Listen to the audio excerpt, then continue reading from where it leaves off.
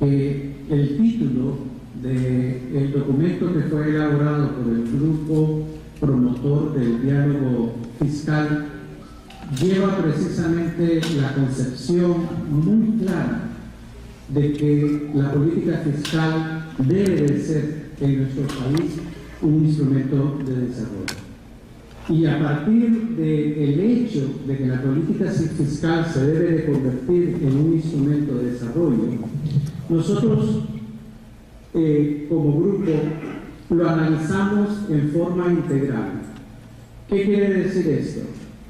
Que no debemos dejar la visión muchas veces que el problema fiscal es un problema únicamente de ingresos o un problema únicamente de gastos, sino que la política fiscal lleva tres componentes importantes sobre las cuales se basan las recomendaciones y ustedes van a ver en mucho mayor detalle en el documento que les ha sido entregado.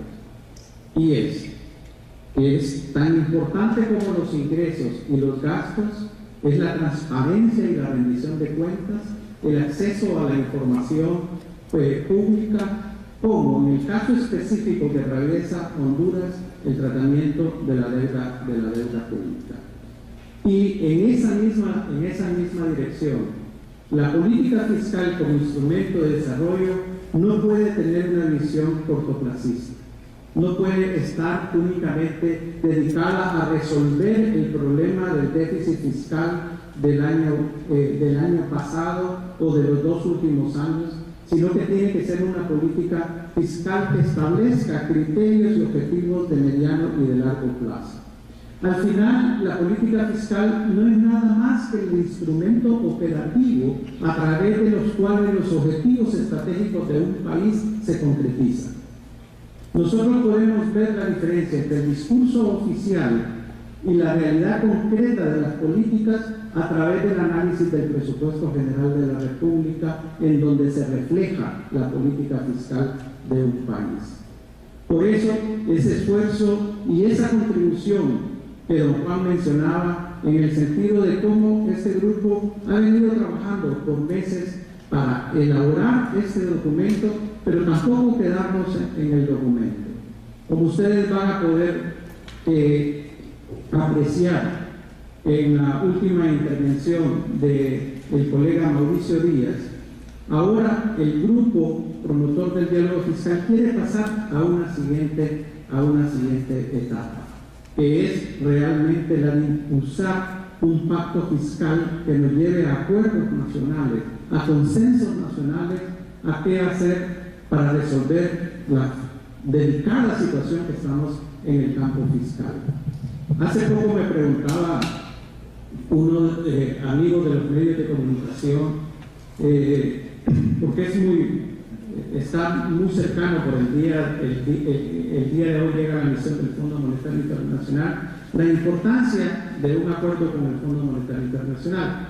Y sin lugar a dudas, sin subestimar la participación de organizaciones internacionales como el Fondo, como los organismos financieros, es importante que tengamos conciencia que el problema fiscal lo debemos resolver nosotros y que nosotros debemos establecer los criterios en base a objetivos nacionales. Luego los organismos financieros son organismos de complemento en cuanto a recursos financieros, en cuanto a otro tipo de compromisos. Pero el problema fiscal es responsabilidad de todos como sociedad y obviamente bajo el liderazgo del gobierno, quien maneja directamente la política fiscal. Lo que ustedes van a ver en las recomendaciones no son cosas que no hayan escuchado o que no hayan conocido. Tal vez en algunos detalles específicos, cuando revisen el documento, van a encontrar cosas novedosas. Pero lo importante de la visión que plantea el documento es la integralidad del análisis. El hecho de que estamos partiendo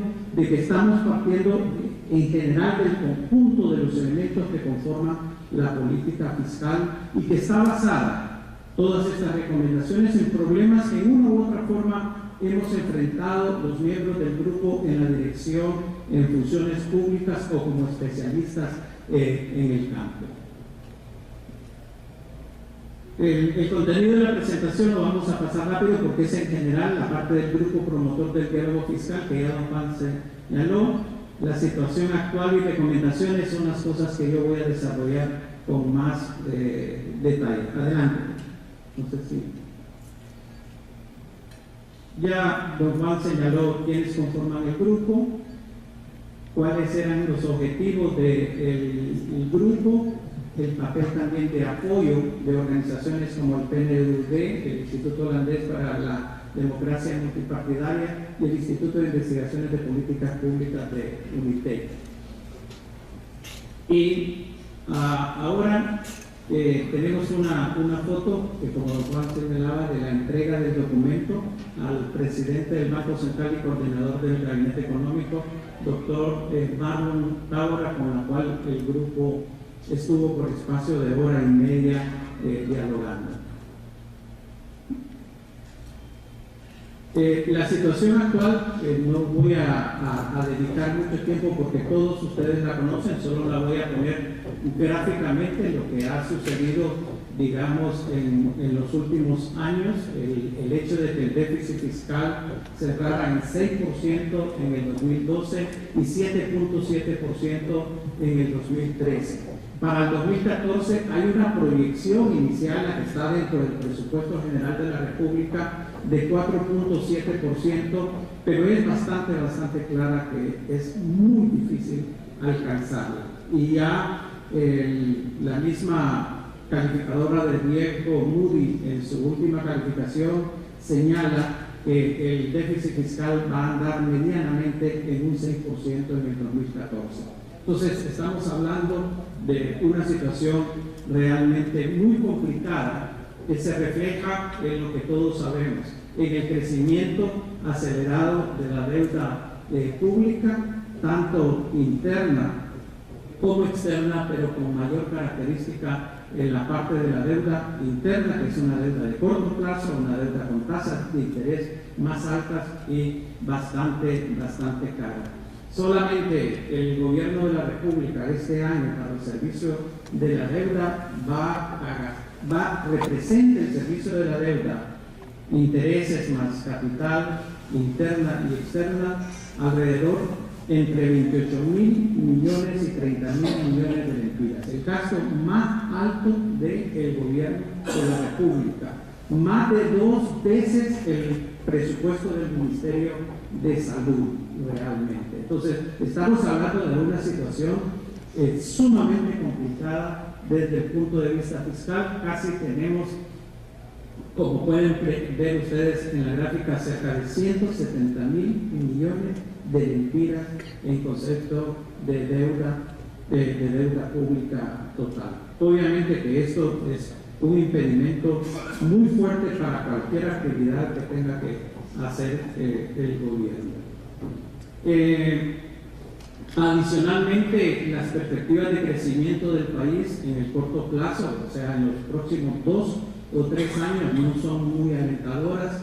El año pasado teníamos una proyección arriba de 3, terminamos 2.6% de crecimiento, porque recuerden ustedes que el crecimiento está muy asociado a los ingresos fiscales. Este año los organismos internacionales han hecho proyecciones entre 2.8 y 3%.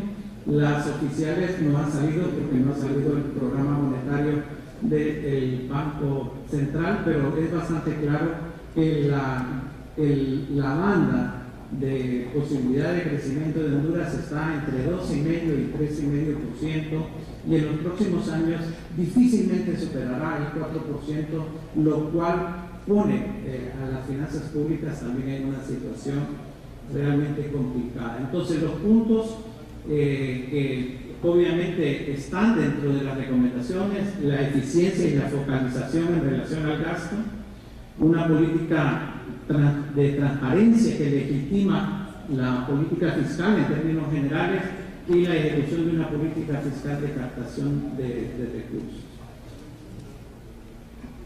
En un sentido más específico, algunas de las recomendaciones que están en el documento, como ustedes pueden ver, el redimensionamiento del tamaño del gobierno, la eliminación de plazas innecesarias, la revisión de transparencias a otras instituciones del Estado. Y aquí me gustaría destacar un tipo de transparencia que por su opacidad y manejo no del todo adecuado, porque no puedo decir que el 100%, y es las transferencias que está haciendo actualmente el gobierno a organizaciones no gubernamentales. Eso debe de revisarse realmente con mucho cuidado y verse con mucho elemento. El control de la deuda flotante, que ha sido reiteradamente un problema muy fuerte dentro de la política fiscal, la revisión de la política salarial hasta ahora vigente, y todos estos aspectos del gasto tienen que tener como objetivo fundamental el fortalecimiento de la inversión pública y la protección de los sectores sociales más vulnerables. Ese es un principio realmente desde el punto de vista del gasto. En relación al ingreso, tenemos varias recomendaciones. Yo insisto, en el documento ustedes las van a ver con más detalle y con mucho más base. Es el fortalecimiento de la recaudación y la toma de medidas para mejorar el rendimiento de los impuestos y la necesidad de implementar un plan, digamos, pero integral y institucional contra la defraudación y la evasión fiscal. Y aquí nos gustaría resaltar que el combate a la evasión fiscal no únicamente pasa por el contrabando es una manifestación realmente, pero las declaraciones de impuestos sobre la renta que se subvalúa, los precios de transferencia que muchas veces tienen como objetivo evadir el pago de impuestos, todos estos mecanismos deben de fortalecerse en la Dirección Ejecutiva de Ingresos para que mejor los manejen. La reducción y el mejor control del gasto tributario. El año pasado tuvimos la oportunidad de ver cómo una comisión conformada por el gobierno elevó al Congreso Nacional un estudio sobre las exoneraciones fiscales en el país y se mencionaba que muchas de esas exoneraciones no se justificaban y que por lo tanto se requería, o se requiere mejor dicho, eliminar parte de esas exoneraciones, cosa que no se hizo en las recientes medidas que fueron adoptadas. Respecto a los criterios técnicos en las estimaciones de proyecciones de ingresos, e incorporar en el presupuesto de ingresos y egresos de la República. La proyección de ingresos en el presupuesto no puede ser algo que se haga únicamente en forma mecánica, como un 10% de aumento, sino que tiene que estar basado en criterios técnicos muy definidos y muy sólidos. El fortalecimiento de la ley, creo que todo el país está de acuerdo. Únicamente los evasores fiscales creo que no están de acuerdo en esto, pero hay que establecer un programa específico de fortalecimiento que nos lleve desde el fortalecimiento de la capacidad técnica del personal de la ley, el fortalecimiento de la capacidad tecnológica y principalmente la independencia de la ley a las presiones políticas a que ha estado acostumbrado a través de los gobiernos. La creación de un tribunal fiscal como órgano de poder judicial especializado en el tema tributario. En relación a la transparencia, que consideramos fundamental para la legitimidad de la política fiscal, la prohibición de gastos sin imputación, esto hay que repetirlo constantemente porque ha sido una de las fuentes importantes de gastos adicionales, la eliminación de partidas discrecionales, la incorporación al CIAFI de todos los diferentes poderes del Estado, realmente porque no hay ninguna razón por qué la Corte Suprema de Justicia o el Congreso Nacional o el Poder Ejecutivo no rindan cuentas en general a través del CIAFI, y apoyar y fortalecer la aplicación del CIAFI en las municipalidades.